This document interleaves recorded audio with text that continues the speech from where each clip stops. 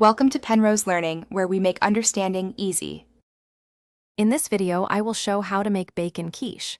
We'll walk through each step, from gathering your ingredients to baking a golden brown, savory dish. This easy guide ensures a delightful meal, perfect for any time of day.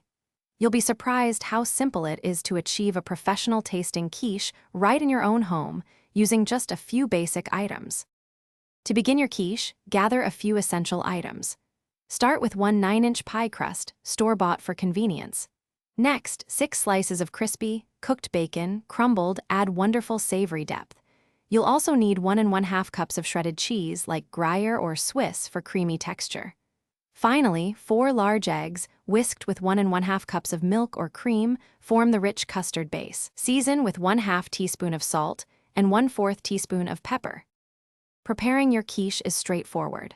First, preheat your oven to 375 degrees Fahrenheit. Then, evenly sprinkle the crumbled bacon and shredded cheese into your pie crust. Next, carefully pour the whisked egg and milk mixture over the bacon and cheese, ensuring it's well distributed. Place your pie crust on a baking sheet before filling. This makes transferring it to the oven easier and catches any potential spills.